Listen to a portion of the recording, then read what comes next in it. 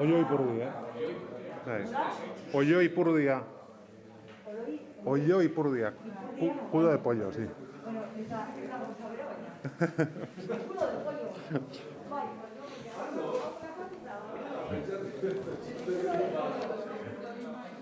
Bai, mira, vamos a enseñar.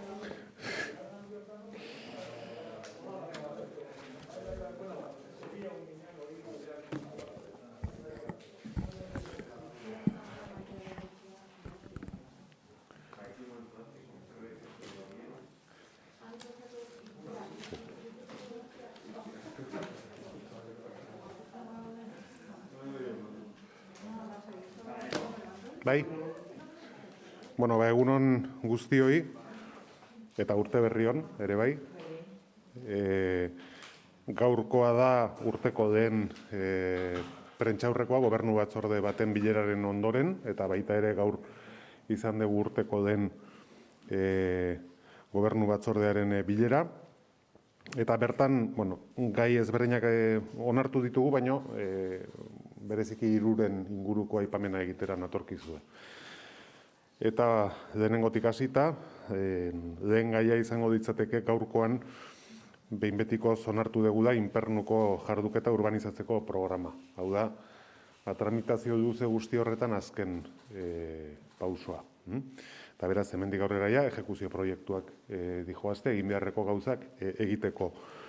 Gogoraraziko dizuet, bertan aurre ikusten ditugun gauzen artean, bat izango ditzateke da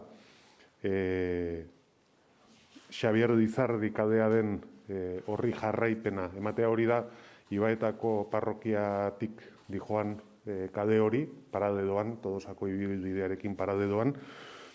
Baita ere, hori Zubiberri bidearekin lotuko ditzateke eta eremu berrira sartzeko egingo ditzateken biribidgunearekin ere bai. Aipatu erreka ere berreskuratzeko proiektu aurre ikusten duela, eta noski bertan aurre ikusita dauden etxeak ere egitea. Datua ematearren, baiten ikusi dut, baina orain ez da ginun dagoen, bertan aurre ikusten den garapenean erdia eta erdia babes ofizialekoak eta 520 etxe bizitza dirateke, eta erdia eta erdia izango dirateke babes ofizialekoak eta libreak.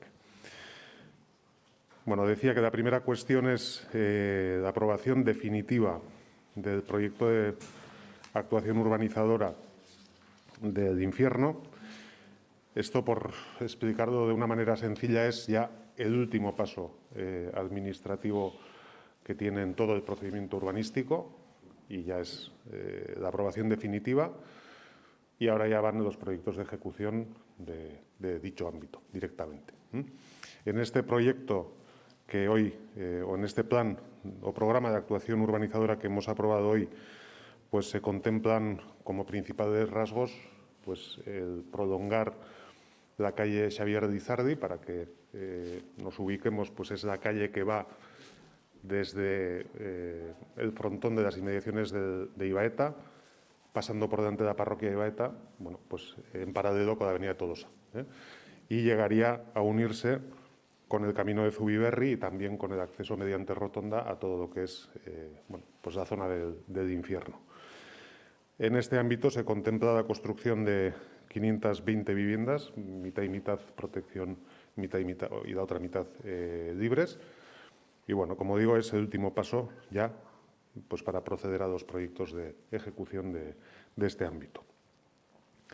Bigarren gaia izango ditzateke gaizki dago, uste, baina ez. Euskerazkoan ez dakit dagoen, ez da badago, barkatu. Lan poltsen ingurukoak gaurkoan onartu dugu, ez, barkatu, ez, hau da zarra horregatik esaten nuen. Ez, bigarren gaia izango ditzateke Kontxako barandaren aldaketa,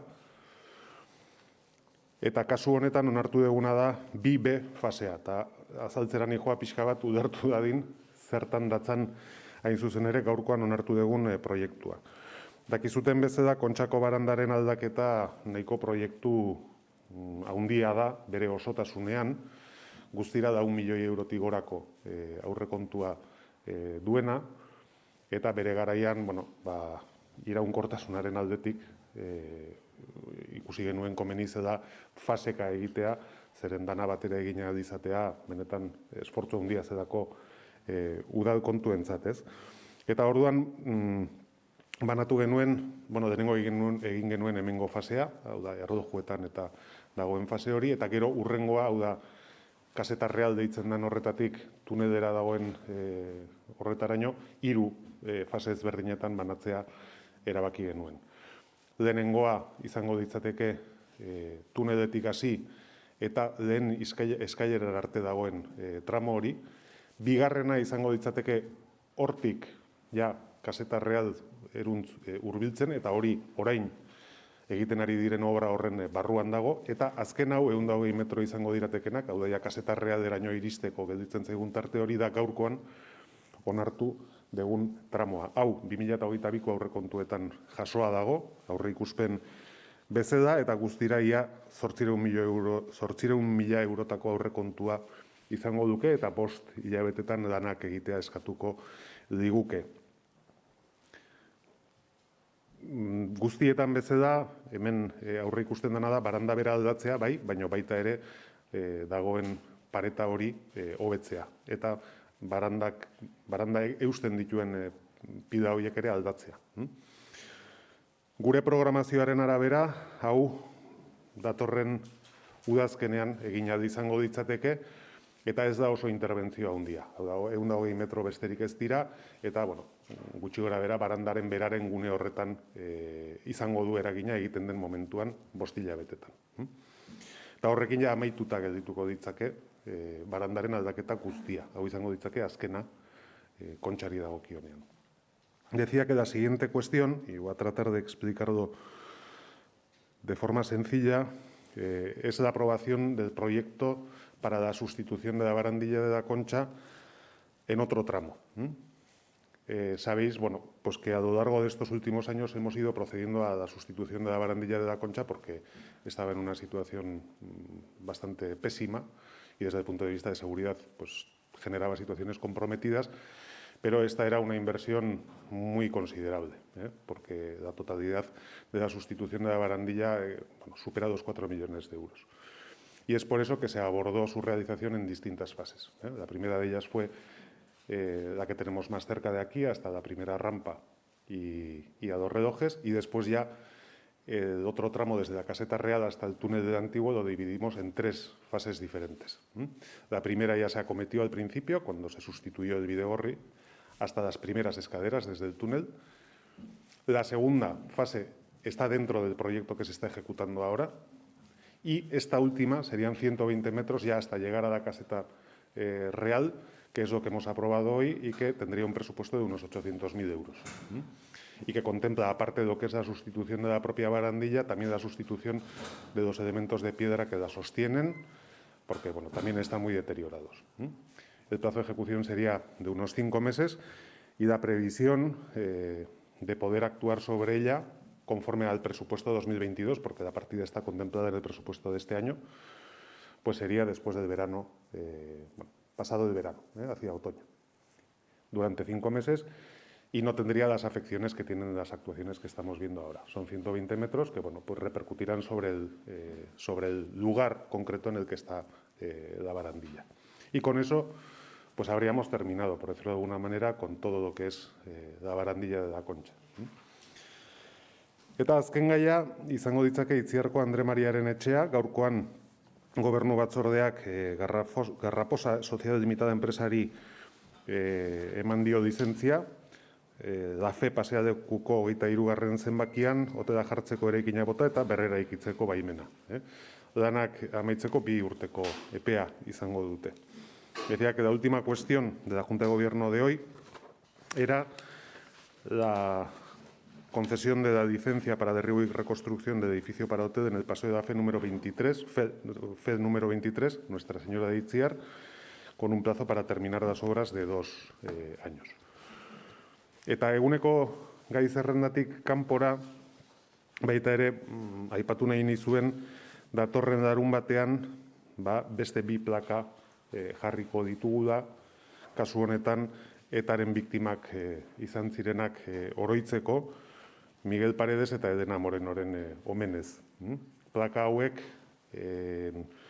jarriko ditugu San Lorenzo kalean, bertan erailak izan baitziren, 1980 urtean, eta erailak, eta ohikoa izaten den bezala, larun batean, eguerdiko 12etan egingo dugu ekitaldi xume hori, aldez aurretik, senitartekoak udaletxean bertan hartu ondoren. Aipatu, 2 pertsona hauek bizia galdu zuten eta horietaz gain ere Javier Marcos Espiga, 3. bat zauritua izan zela gertakari horretan. Decía que la última cuestión de la que quería dar cuenta, que no es del orden del día, pero que bueno, creo que es una información importante, que el próximo sábado procederemos a colocar 2 placas más en memoria de 2 víctimas, en este caso de ETA, Miguel Paredes y Edena Moreno, que fueron asesinadas en la calle San Lorenzo, en la parte vieja de Donostiarra, en 1990. Y una tercera persona, Javier Marcos Espiga, fue o resultó herido también como consecuencia de este atentado. Pero bueno, las placas las colocaremos en recuerdo de las 2 personas que perdieron la vida. Y como suele ser habitual, pues previamente recibiremos a sus familiares en el ayuntamiento y a las 12 del mediodía procederemos a inaugurar esas placas. Nire aldetik besterik ez, eta hemendik aurrera, galderarik baldin badaukezue, betiko moduan zuen esanetara. Sí, yo quería preguntar en relación a los puntos aprobados en la Junta de Gobierno, en relación al infierno, si lo que falta, digamos, para empezar la obra es los derribos que quedan y aprobar los proyectos de urbanización o no. Sí. Eso es lo que quedaría. Sí. ¿Y qué previsión hay un poco sobre el tema de los derribos?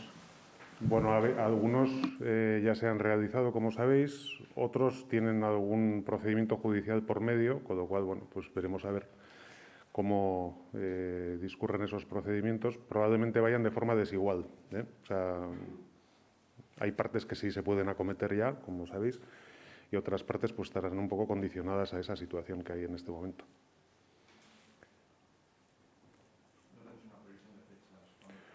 Pues no me atrevo a darte datos, sinceramente. ¿Cuándo se empezó la renovación de Lima? Ahí, micrófono. Quería saber cuándo aproximadamente se empezó la renovación de la barandilla, porque has dicho que creo que este último tramo empezará después del verano, son 2 meses. Entonces, No, 5 meses. Por darle un poco la proyección de cuántos años hemos tardado. Pues tendría que mirártelo, porque no me lo sé de memoria. O sea, sé que las primeras actuaciones son de la legislatura anterior, puede que del segundo año de legislatura, pero estoy hablándote de memoria. O sea, puede que estemos hablando de un escenario de 5 años, en lo que es completar todo. Infernua ze hasiko litzateke, Xabier Lizardi kalearen handitzarekin hori izango litzateke lehenengo... Hori sarrera emango dioken rotonda, aldez aurretik egin beharreko urbanizazio dan guztiekin, klaro. Urte honetan zehar, espero dut, hor izatea. Bai, baina, bueno.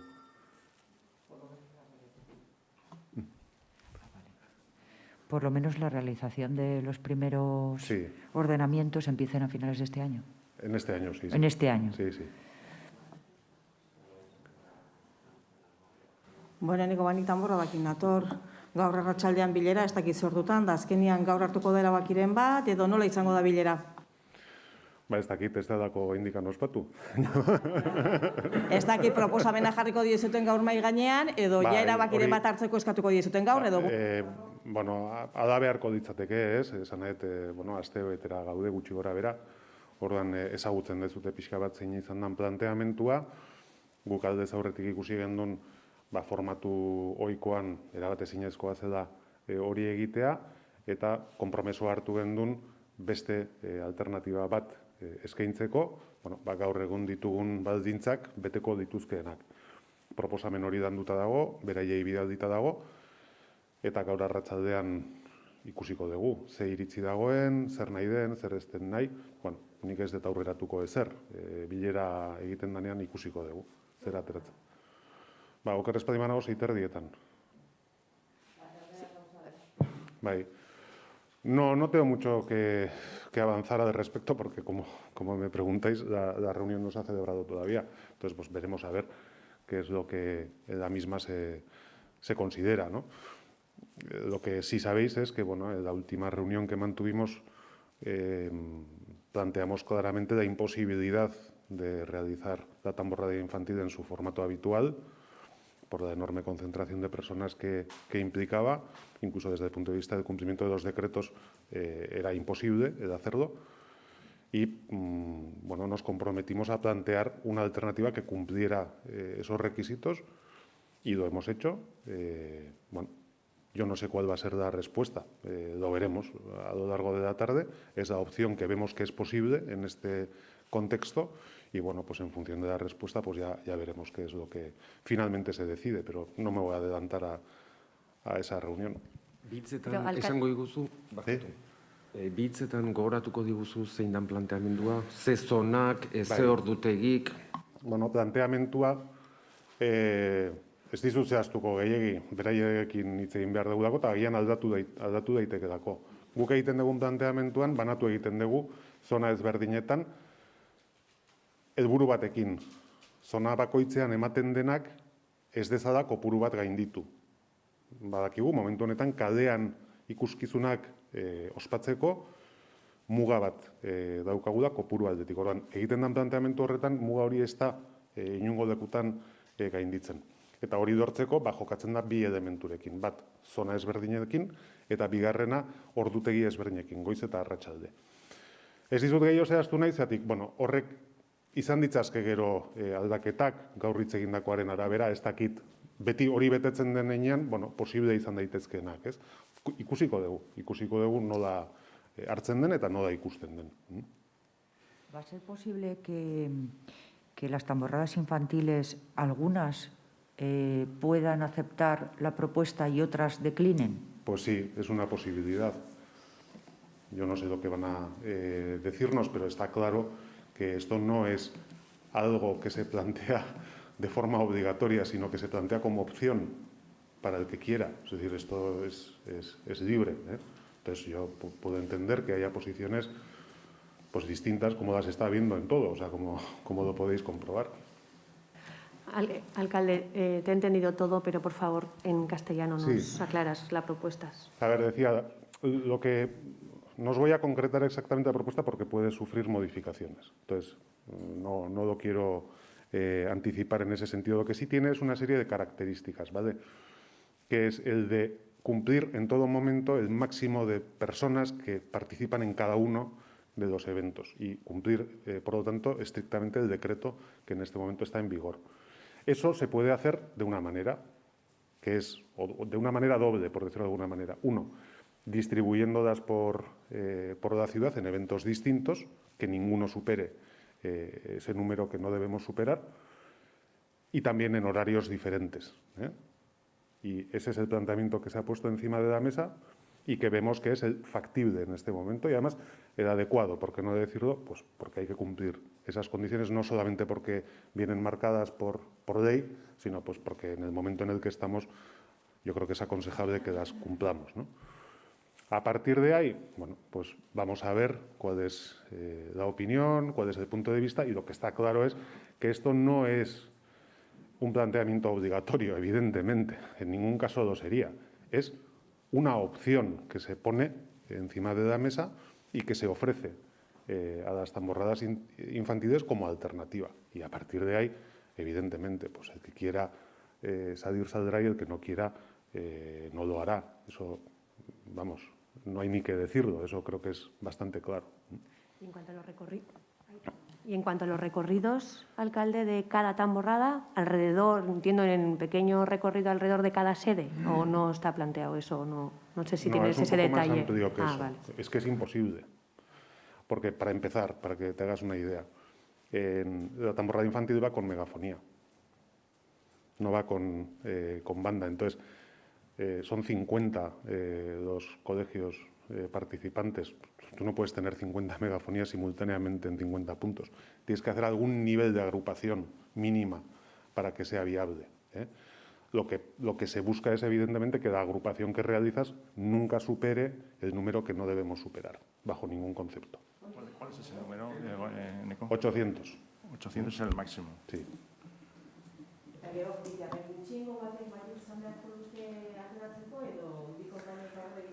Ikusiko dugu.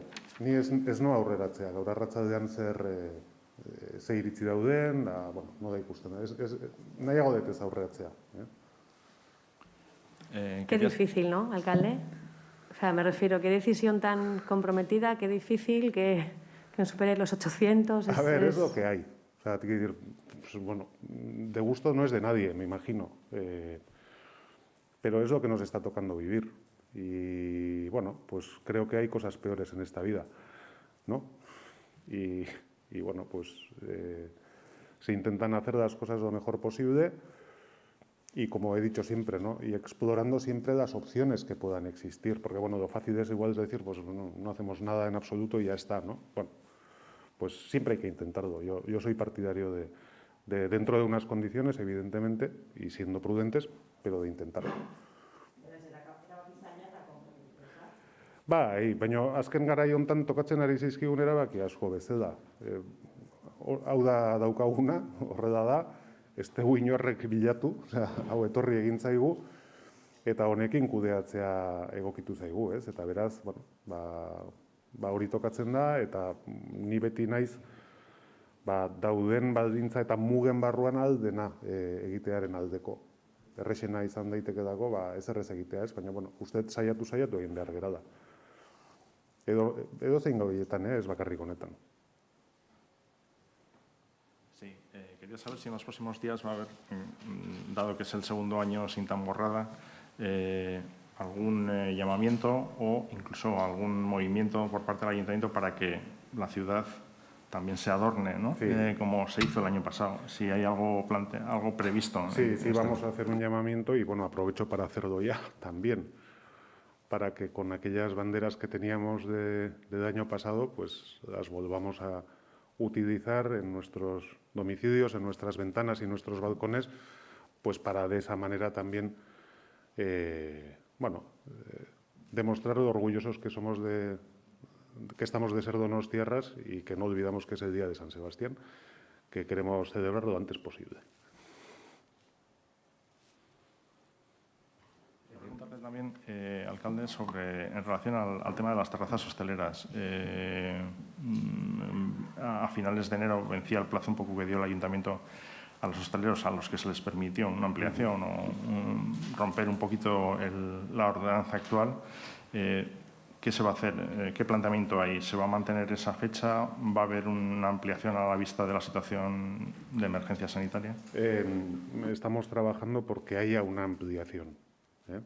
Yo creo que es razonable y entendible que cuando decayó la anterior suspensión, que además decayó casi de forma automática, porque una suspensión solamente se puede producir cuando hay una declaración de emergencia y cuando no la hubo, ya no había base para tener una suspensión en vigor.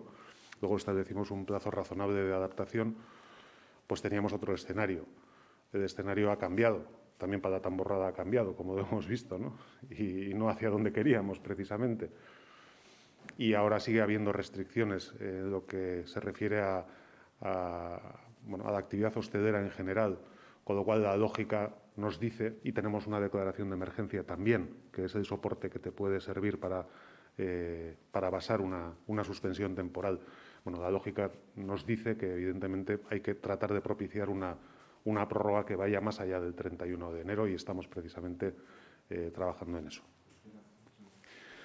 Nioen terrazen inguruko suspensioei dagokionean, hor aipatu behar dira bi gauza. Bat, lege aldetik indarrean dagoen ordenantza bat etetea ez da posible edo nola egitea. Egin daiteke emergentzi deklarazio bat dagoen heinean.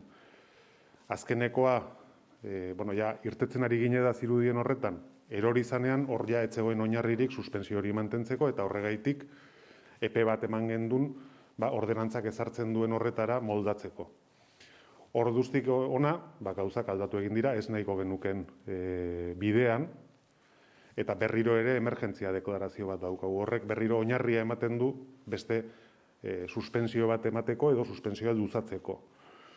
Eta gero egoerak ere, nik uste adierazten digu da, momentu hau, urtarrilaren 31, ez da, seguru aski, egoera honekin amaitzeko momenturik onena. Berriro ere, uste deritzan mugak dauzkagulako, ez? Hori da eta, lantzen ari garena da, suspentsio hori 31-tik aurrerago eraman ahal izatea. Hortan gaude, eta hori, laizter ikusiko dezute, baina lanean ari gera eszenario horretan. Bai, barkatu, bestelako galdera bat dago WhatsAppetik, irutxuloko hitzak egiten du. Añorga txikiko auzo elkartea zer agertu da, Añorga zarbideko bigarren faseko lanetan, aurre ikusita zegoen berdegun eta zuaitzak falta direla, hori diote. Hori jartzeko asmoa dauka udalak? Ez, denengo gauza, 3 interpretazio dauzkagu aste denean erantzunak izango direnak, gai honen inguruan, eta delegatuak eskainiko du xehetasun gehiago, baina nik dakidan arte behintzat, obraren erremateak falta dira, gauza batzuk daude, oraindik amaitu gabeak daudenak, eta hori da delegatuak adierazten didana, eta hortik haratago beste gauzaren bat egin nahiko balitz, emaitza hobetzeko gu ez gera horretara izten, baina izango ditzake beste aktuazio bat, ez onartua zegoen proiektu horren barruan dagoena. Hori aztertuko dugu. Baina erremateak falta direla ere, ni uste esan beharra dagoela.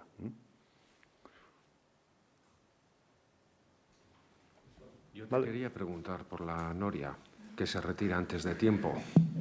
Otra cuestión de vida o muerte en esta ciudad. Pues no sé, que parece que ha dado muchos dolores de cabeza y que antes de tiempo la echáis. Bueno, pues ahí hubo un incumplimiento de las condiciones que tenía que cumplir, ¿no? Y bueno, pues, por decirlo de alguna manera, como forma de sanción, pues lo que se ha decidido por parte de la Sociedad de Fomento es adelantar lo que es su desmontaje y, por lo tanto, interrumpir antes del tiempo que estaba previsto el que esté puesta, sin más. No tengo mucho más que añadir.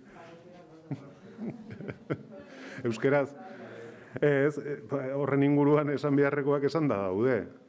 Dakizuten bezala urtezar gauean ez betetze bat egon zan, beraien aldetik, eta sustapen sozietateak erabaki du horren ordainetan nolabait esateko aurre ikusita zegoen EPA laburtzea, eta beraz, noria horrek funtzionatzeko daukan EPA mostea, eta hori egingo da.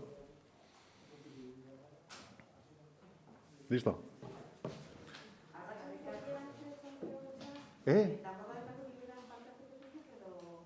Bai.